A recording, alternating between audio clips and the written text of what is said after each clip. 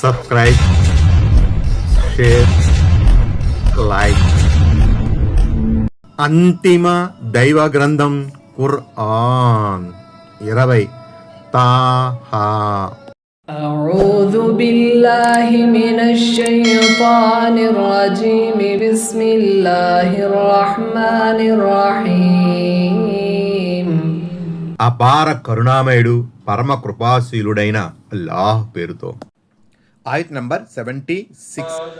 جنات عدن تجري من تحتها الأنهار خالدين فيها وذلك جزاء من تزكى. ఆయత్ నంబర్ 76. శాశ్వతమైన స్వర్గవనాలున్నాయి. వాటి క్రింద సెలయేళ్లు ప్రవహిస్తుంటాయి. వాటిలో వారు కలకాలం ఉంటారు. పరిశుద్ధుడైన ప్రతి వ్యక్తికి లభించే ప్రతిఫలం ఇదే. వ్యాఖ్యానం 58. ఇక నరకవాసుల దుర్భర స్థితికి ప్రతిగా స్వర్గవాసులకు ప్రాప్తమయ్యే మనసైన సుఖ విలాసాల గురించి ఇక్కడ ప్రస్తావించడం జరిగింది. విశ్వసించిన మీదట రుజుమార్గంపై నిలకడ చూపి సత్కార్యాలు చేసి తమ హృదయాలను పాపకార్యాల నుంచి కాపాడుకుని పవిత్ర జీవితం గడిపిన వారికి మాత్రమే ఈ స్వర్గ సుఖాలు ప్రాప్తిస్తాయి. ఎందుకంటే ఈమాన్ అనేది నోటితో పలికే కొన్ని వచనాలకు మారుపేరు కాదు. విశ్వాసంతో పాటు చిత్తశుద్ధితో కూడిన సదాచరణ, ఈ రెండింటికి సమాహారమే నిజమైన ఈమాన్. ఆయత్ నంబర్ 77. ولقد أوحينا إلى موسى أن أسر بعبادي فاضرب لهم طريقا في البحر يبسا لا تخاف دركا ولا تخشى. ఆయత్ నంబర్ 77. నా దాసులను రాత్రికి రాత్రే తీసుకుని బయలుదేరు. వారి కోసం సముద్రములో పొడి త్రోవను ఏర్పరచుకో. ఎవరైనా వచ్చి పట్టుకుంటారేమోనని భీతి చెందకు. ముంపుకు గురవుతామేమోనన్న ఆందోళన కూడా అక్కరలేదు అని మేము మూసాకు వహీ ద్వారా తెలిపాము. వ్యాఖ్యానం 59. ఫిరౌన్ దైవాన్ని విశ్వసించలేదు. పోనీ ఇశ్రాయేల్ సంతతి వారిని విడుదల చేశాడా అంటే అదీ చేయలేదు. అందుకే దైవ శాసనం అమల్లోకి వచ్చింది. తన జాతి వారిని తీసుకుని బయలుదేరమని అల్లాహ్ మూసాను ఆదేశించాడు. వ్యాఖ్యానం 60. ఈ వివరాలు అస్సుఅరా సూరాలో రానున్నాయి. మూసా అలైహిస్సలాం దేవుని ఆజ్ఞానుసారం తన చేతికర్రతో సముద్రంలో కొట్టారు. అంతే, మరుక్షణమే సముద్రం చీలిపోయి కాలిబాట ఏర్పడింది. వ్యాఖ్యానం 61. అంటే వెనుక ఫిరౌన్ తన సేనలతో వచ్చి పట్టుకుంటాడేమోనని భయపడకు. సముద్రంలో మునిగిపోతామేమోనన్న ఆందోళన కూడా చెందనవసరం లేదు. అదంతా మేము చూసుకుంటాం కదా అని అల్లాహ్ అభయం ఇచ్చాడు. ఆయత్ నెంబర్ 78. فأتبعهم فرعون بجنوده فغشيهم من اليم ما غشيهم. ఆయత్ నెంబర్ 78. ఆ తరువాత ఫిరౌన్ తన సైన్యంతో వారిని వెంబడించాడు. అయితే సముద్రం వారందరినీ ఆవరించవలసిన విధంగానే ఆవరించింది. వ్యాఖ్యానం 62. మూసా తన జనులను వెంటబెట్టుకుని తీరం దాటిపోతుండగా మరోవైపు ఫిరౌన్ సముద్రంలో ఏర్పడిన పొడి మార్గం గుండా తన సైనికుల సమేతంగా వెంబడిస్తూ వస్తున్నాడు. మూసా హాయిగా తీరం దాటారు. అదే సమయంలో ఫిరౌన్ సైన్యం సముద్రం మధ్యలో ఉంది. వారిని శిక్షించే తరుణం ఆసన్నమైంది. మునుపటిలాగే కలిసి పొమ్మని దేవుడు సముద్రాన్ని ఆదేశించాడు. ఇరువైపుల నుంచి సముద్ర జలం వారిని క్రమ్మేసింది. ఆ విధంగా వారి కథ ముగిసింది. ఆయత్ నెంబర్ 79.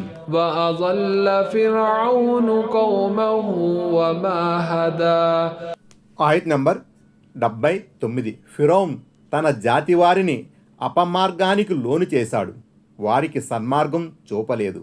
వ్యాఖ్యానం 63. అవును, ఫిరౌను మాటలు కోటలు దాటాయి. కానీ ఆ దుర్మార్గుడు తన సైన్యాన్ని తీరం దాటించలేకపోయాడు. ఎందుకంటే వాడు ఎంచుకున్న మార్గం తప్పుడు మార్గం. అది సన్మార్గం కాదు. అందుకే వాడి ముష్కర ముఖకు పట్టిన గతి కూడా దుర్గతే. సముద్రంలో మునిగి చావాలని దేవుడు వారికి రాసి పెట్టాడు. మరి ఆయత్ నెంబర్ 80. يا بني إسرائيل قد أنجيناكم من عدوكم وواعدناكم جانب الطور الأيمن ونزلنا عليكم المن والسلوى. ఆయత్ నెంబర్ 80. ఓ ఇశ్రాయేలు వంశీయులారా, చూడండి, మేము మిమ్మల్ని మీ శత్రువు చెర నుండి విడిపించాము. తూరు పర్వతం కుడివైపు గురించి మీకు వాగ్దానం చేశాం.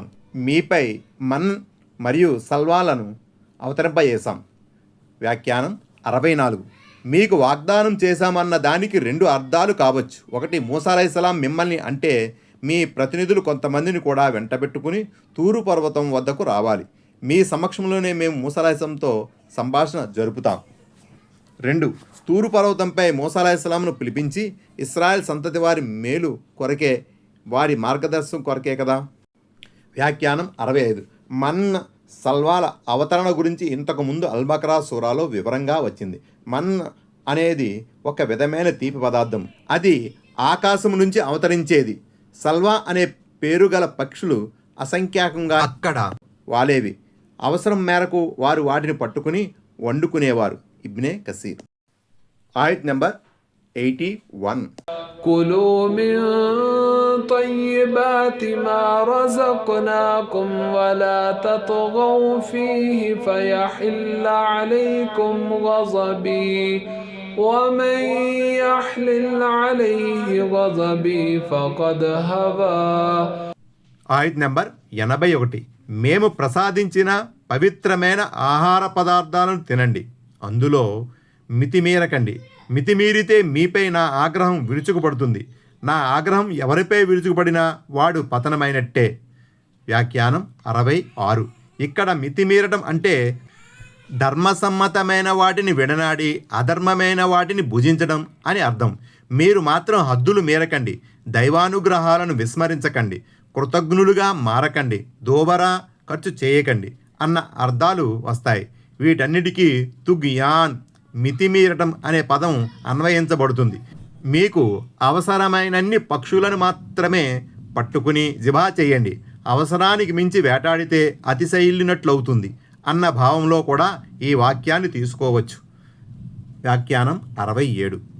దీనికి మరో అర్థం, దైవాగ్రహాన్ని కొని తెచ్చుకున్నవాడు నరకంలోని గుండం హావియాలో పడినట్లే. అంటే హద్దుమీరి ప్రవర్తించి దేవుని కోపానికి కారకుడైన వాడు నరకంలోని అత్యంత అట్టడుగు భాగంలో పడవేయబడతాడు.